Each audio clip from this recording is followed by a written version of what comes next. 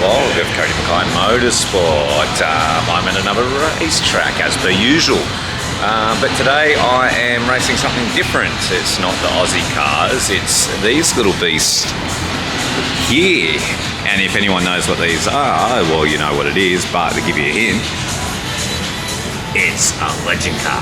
These are a bucket of fun to drive. They're on road tyres, so as you can see, these aren't race tyres, these are just normal Nankang road tyres, so that means it's very slippery, it's all over the place, very hard to steer and drive. Not everybody knows how to do everything. Driving isn't the only thing. Just move your car!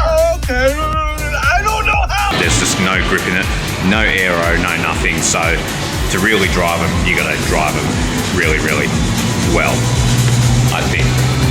Is that what you say? I'm not sure. Oh my God, just grab the steering wheel. Sorry! Here's a quick tour of what they look like. Very simple, so same gear shift on the right hand side, steering wheel's got nothing on it, no radio, no comms, no telemetry as well. We're going back to Days of Thunder type tacos there, and only half of them work, if anything. It's the most important one there, and the oil pressure is the most important ones there. Pedal assembly is a little bit different, but it's kind of mounted off the floor here, so they still use the clutch to brake pedals, so you can use your left or your right foot to brake, and then your accelerator on there. Now, one thing I haven't seen in years at a racetrack is super trucks. Now, they're not the trucks that go jumping over the things. These are semi-trailers, or 18-wheelers as the Americans like to call them. These things they're racing for keeps. These things are absolutely crazy. I've been watching them come through the chicane at 1 and 2 of Winton, and they're all over the place. So, see if I can get you some footage. They're just going out for quality now. As you can see, this is what they look like. So you've got a mixture of like the smaller trucks and also like the bigger trucks.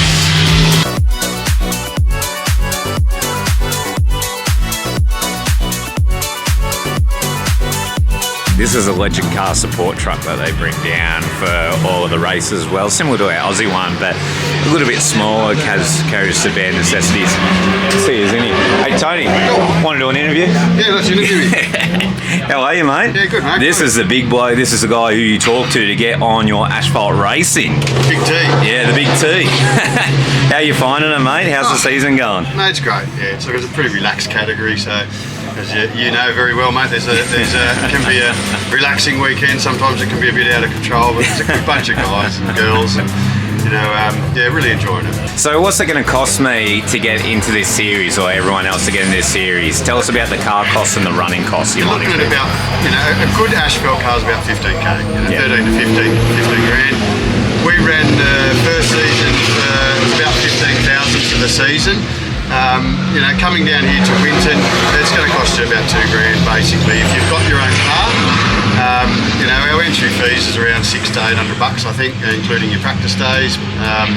Your accommodation, a bit of food, and hopefully no mechanical issues, and you're out for about 2 grand a round. So it's pretty cost effective to come race some pretty exhilarating cars and tracks. We intentionally make it cost effective. Recently we've gone to a new tyre supplier, and we've got Brendan Hurrigan, I think, who won that last race. He's run his tyres for 2 years. Yeah. So that's pretty cost effective. $600 worth of tyres, 2 years racing.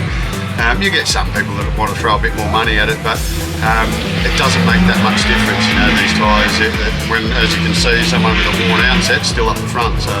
So the one thing that Legend Cars do is offer support at the track, and as we can see in the big truck here, what do we got? What are the parts that we're carried along? Mate, you name it, we've got it,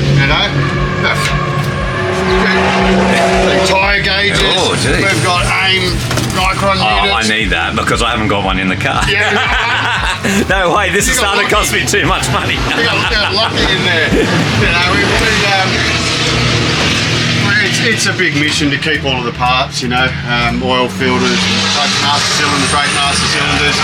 We've had a good weekend so far. We haven't not had a part because our mission is to try and make sure we've got everything. So it gets expensive if you've got to stock your van full of parts for your car as well. So having this support, it's great for the racers to know that they don't have to bring everything. We've got most of the stuff here. So. And that's it, a very cost-effective, supportive series. Thank you very much, Tony. Thanks, mate. Don't penalise. Surprise me.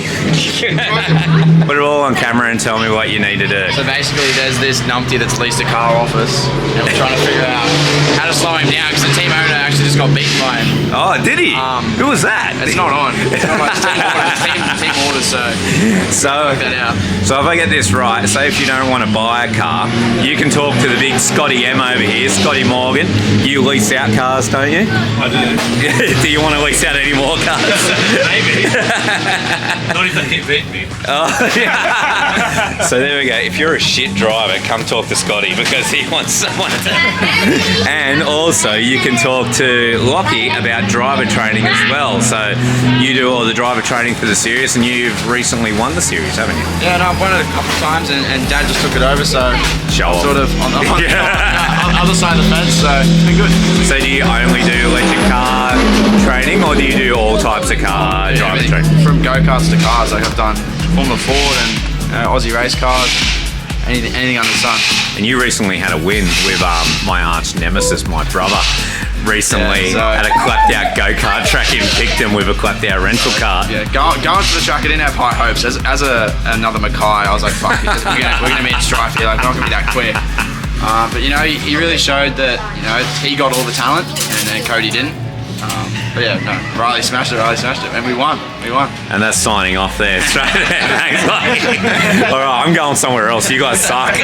Now, Winton's always a fun and little tricky country track here in Australia. So, and it's been going quite well. So, practiced all yesterday and did okay times. Went out this morning, didn't get a lot of laps, but got P3 out of 16, 18 cars or something like that, which was pretty solid effort. And then I got P2 in the race, so that's good. We're going the right way because the trophies are really big here and I want a trophy. So that'll be really, really cool. 15 minutes later.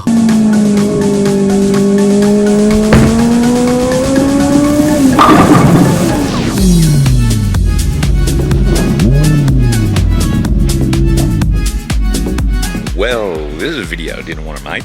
I got crashed into, and as you can see from the footage and how really bright it is, well, it wasn't my fault. Go ahead. No, go ahead. Go ahead. No, you go. No, you first. No, you go. I'm gonna go after you. Hit the road, Jack. No, you go. No, you go. No, you go. No, you go. No, you go. No, you go. Hello, Ali.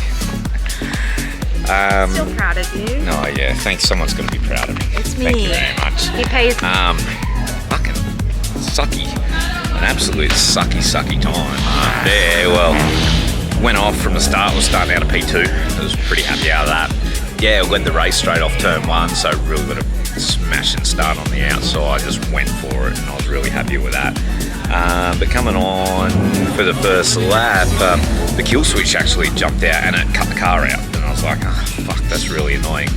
And I was trying to figure out what was going on because I'm not really experienced with the cars and stuff like that. What is your problem, man? Do you know how to fucking drive? No. What? No, I don't know how to fucking drive. I don't know what any of this shit is, and I'm fucking scared. And I figured out, oh shit, it's a kill switch. So I got the kill switch going, I had the safety car out, I plugged that in, and I went for the hardest laps of my life. Caught up to the back of the grid, started moving through the grid, and then unfortunately got caught up in an accident. Someone was trying to avoid a spin car, and I got caught up when he went right. I'll probably show you the footage shortly. Pretty big hit. As you see from the footage, it's ripped the left front side off it where he's hit me. But the benefit is we got a race in about an hour and a half. They're already half fixed the car, so it was just control arms, which they're easy to break, but they're easy to repair. And the benefit with racing this series, if you're looking for a more cost-effective, fun, challenging series, is the parts are really, really cheap in comparison to other parts. And excuse me, they're readily available on the truck, which I showed you earlier. So, you know, like rose joints are like $18 and control arms aren't that much. I don't know. He'll send me a bill later.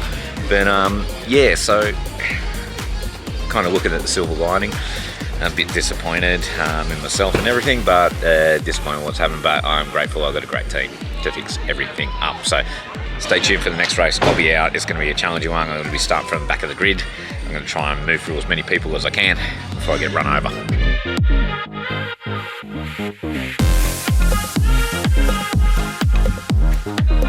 Well, I didn't record much after race 2 yesterday, and I said I'm going to do a lot of things, but unfortunately I got caught in an accident. No fault of anyone's, just another competitor kind of slipped up, and that caused an adverse effect of what was going on. It was really disappointing because I was leading the race as well, and had some mechanicals, got the car fixed, went out there, was on the back of the pack, and then got caught up in everyone. So a bit disappointing. I was starting off 16th for race 3. Thank you very much, Charlie. 16th off race 3, got up to 7th, and then the last race today is Sunday, I got up to 5th. So I was pretty happy with that. We're just doing some setup changes to the car. We've got one more race to go and we'll change it. But this is the thing I wanted to show you, is all these big fucking trucks. I don't know how to describe it, to be honest with you. Have a look at these things. Now these are dead set racing, as you would have seen on the footage earlier, and they race for keeps as well. There's been some accidents and all that stuff happening with them as well. There's a setup in them. The engine's really deep back in there. Where they've got coilover suspension, they're still on normal tyres, and they use a leaf spring front as well. Look at the size of that steering box, it's absolutely massive. And it looks like these are off-road racing shocks, so they've designed up and fabbed in to make them suit. You can see the original shock mount behind it, what looks like it there.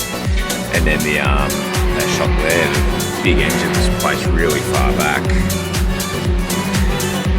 I think it's pretty cool. These used to bring out massive crowds.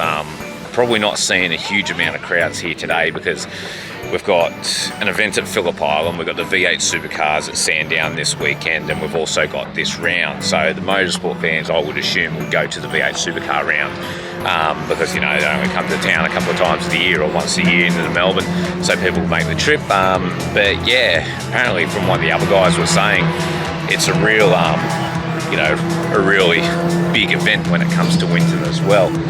So, yeah, pretty cool. It's good to see them still going, they're old trucks, but it looks like the guys are just having a lot of fun and, yeah, kicking ass, which is pretty cool. I've just found the best thing that's ever happened at a racetrack. You know my love of Chinese food. Eating a meal, a succulent Chinese meal. I reckon it's the best thing that's ever happened. Winton Raceway, they have their own Chinese food buffet. I'll show you what it looks like. Ah, yes. I see that you know your judo well. That's the Chinese food. That's the TV. This is the canteen. And there's the racetrack right out there. It's like the perfect dinner date. Gentlemen, this is Democracy Manifest. It's awesome.